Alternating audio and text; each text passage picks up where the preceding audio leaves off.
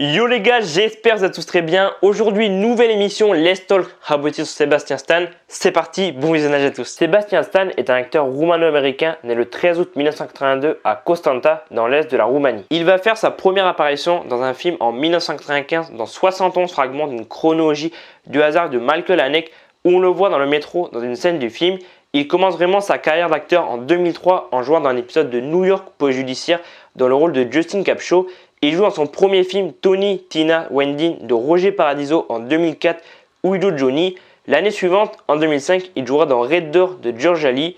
L'année suivante, en 2006, il jouera dans deux films The Architect de Matt Tauber et Le Pacte du Sang de Penny Harlin. En 2007, il obtient un rôle dans la série Gossip Girl où il jouera dans 11 épisodes jusqu'en 2009.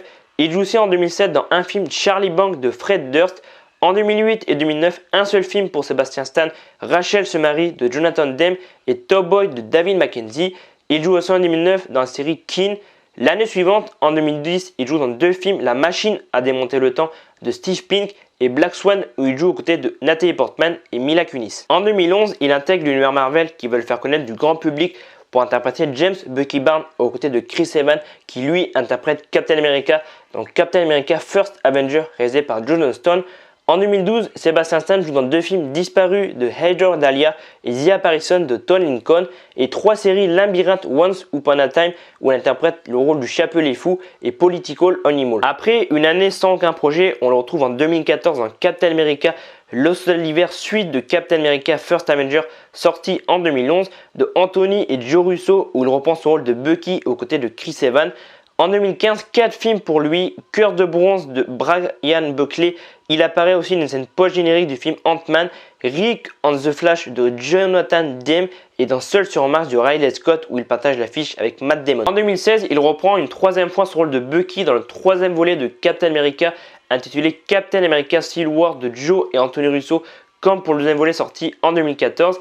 L'année suivante, en 2017, 3 films pour l'acteur roumano-américain Moitonia de Greg Gillespie où il partage l'affiche avec Margot Robbie où sa performance ne passe pas inaperçue et aussi dans I'm Not Here de Michael Schumacher. En 2018, c'est une grosse année pour Sébastien Stan puisqu'il joue dans 4 films dans l'incroyable Avengers Infinity War d'Anthony et Joe Russo, Destroyer de Karine Kassima, The Last Full Measure de Todd Robinson et dans une scène post-générique du chef-d'œuvre Black Panther. L'année suivante, 3 films, la suite d'Avengers Infinity War, Avengers Endgame, toujours d'Anthony et Joe Russo, où il reprend son rôle de Bucky pour la 5e fois. Nous avons toujours vécu au château de Stacy Passon et Love Again de Drake Doremus. En 2020 et 2021, un seul film pour l'acteur, Le Diable tout le temps, film sorti sur Netflix, film Netflix d'Antonio Campos et Monday en 2021 d'Argis Papidimotropoulos. La même année, il joue aussi dans 2 séries Marvel, Falcon et Le Sol l'hiver, où il reprend son rôle de Bucky pour la 6e fois et il prête sa voix à son personnage dans la série d'animation Marvel What If. Pour l'année 2022, on a pu le voir pour le moment dans 2 films qui sont déjà sortis, 355 qui est sorti en début d'année au cinéma réalisé par Simon Kinberg, Fresh, film sur Disney+, de Mimi Kev où il partage l'affiche avec Daisy Edgar Jones et il sera à l'affiche prochainement de Sharper de Benjamin Caron, Easy Brutalist de Bradley Corbeux qui doivent sortir normalement cette année en 2022. Alors je ne sais pas s'ils sortiront au cinéma ou sur une plateforme de streaming mais normalement ils doivent sortir en 2022. Et on l'avait aussi dans une série Pam et Tommy de Greg Gillespie qui est disponible sur Disney+. Tous les épisodes sont disponibles sur Disney+, donc clairement si vous voulez la voir, allez-y, c'est disponible sur Disney+. Et il partage l'affiche avec l'incroyable Lily James dans Pam et Tommy. Sébastien Stan, pour moi, c'est un excellent acteur et ça fait très longtemps que je l'ai découvert pour ma part. Et je pense que je suis pas le seul à l'avoir découvert avec Captain America First Avenger chez Marvel. Après, j'ai suivi tout ce qu'il a fait et sans déconner, pour moi, ce qu'il a fait chez Marvel, c'est juste incroyable. Mais je sais pas si c'est moi après, mais je trouve qu'en ce début d'année 2022, on l'a vu beaucoup sans déconner. Et je trouve ça bien parce que je trouve qu'il se détache un peu de ce qu'il a fait chez Marvel. Alors évidemment, c'est tout ce que quand quelqu'un signe chez Marvel, c'est pour des années. Et je pense qu'il arrive en fin de contrat. Et là, en début d'année, on l'a vu dans 355, le film d'action. On l'a vu aussi dans Fresh avec Daisy Edgar Jones sur Disney+. Et dans Pam et Tommy, donc, où il interprète Tommy Lee et Lily James interprète Pamela Anderson. Et sans déconner, je trouve qu'il se démarque vraiment dans ces films de ce début d'année, enfin entre 355. Alors, il a un petit rôle en 355, mais dans Fresh et dans Pam et Tommy, sans déconner, dans le rôle de Tommy Lee, mais il est juste incroyable, sans déconner, pour ceux qui ont vu la série Pam et Tommy qui est sortie en ce début d'année. Quand j'ai vu la série, alors déjà Lily James c'est incroyable, mais Lily James j'en parlerai dans une prochaine émission, Let's Talk How It Is. Mais c'est vrai que Sebastian Stan dans le rôle de Tommy Lee, je me suis dit, mais sans déconner, le gars il est méconnaissable, c'est incroyable, pour moi il mérite une récompense parce que la performance qu'il livre dans la série, bah, elle est juste dingue, sans déconner. Le gars, je me suis dit, waouh, ça change de ce qu'il fait chez Marvel, parce que voilà.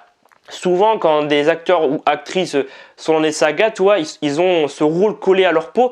Par exemple, Daniel Radcliffe qui a joué Harry Potter, toute sa vie, il aura l'image de Harry Potter collée à lui. Et encore aujourd'hui, tu vois, ça fait des années que la saga est finie, mais il a encore cette image de Harry Potter et on le voit très rarement, tu vois, Daniel Radcliffe. Et c'est vrai que Sebastian Stan, il a fait quand même d'autres films que les films Marvel, mais c'est vrai que là, en ce début d'année, entre Fresh et Pam et Tommy, et dans Fresh, la performance qu'il signe, elle est juste folle, sans déconner. Pour moi, en ce début d'année, il s'est vraiment montré sous un autre jour, Sebastian Stan. Et c'est vrai que ça fait des années que je suis toi chez Marvel. Et c'est vrai que là, je trouve que personnellement, moi c'est mon avis. Après, je sais pas si c'est que moi, mais je trouve qu'en ce début d'année, on l'a vu quand même beaucoup de fois. Et les performances qu'il a fait dans Pam et Tommy et dans Fresh avec Daisy Edgar Jones, elles sont juste folles. Et vraiment, il montre qu'il peut faire d'autres genres de performances que ce qu'il fait en mode super-héros chez Marvel. Et voilà, de toute façon, on sait qu'il est en fin de contrat chez Marvel. Et voilà, il fait d'autres genres de films. Il a fait la série Pam et Tommy, il a fait le film Fresh. Il y a aussi d'autres films qui vont sortir normalement en 2022, comme j'ai dit tout à l'heure. Et clairement, j'ai hâte de voir ces prochains films parce que, quand j'ai vu Fresh et Pam et Tommy, je me suis dit, waouh, le gars, sans déconner, je ne savais pas qu'il était aussi talentueux, toi. Parce que c'est vrai que chez Marvel, c'est un truc de super-héros, donc tu peux pas vraiment montrer. Il est très fort, toi, ce qu'il a fait chez Marvel, c'est très bon. Mais c'est vrai que le rôle de psychopathe dans Fresh et le rôle de Tommy Lee dans Pam et Tommy, waouh, sans déconner, il est très très fort. Donc ouais, vraiment j'ai hâte de voir ses prochains films. Et voilà, c'est la fin de la vidéo et donc la fin de cette émission Let's Talk How It Is sur Sebastian Stan. Et j'espère que en tout cas cette nouvelle émission sur Sebastian Stan vous aura plu. Dites-moi en commentaire vous ce que vous pensez de Sebastian Stan, ce qu'il a fait chez Marvel et aussi sa performance dans Pam et Tommy et Fresh. Dites-moi ça en commentaire et si vous attendez évidemment ses prochains films. Moi je vous dis à dans quelques semaines pour une nouvelle émission Let's Talk How It Is et à dans quelques jours pour d'autres vidéos. C'était Alban, prenez soin de vous, à très vite.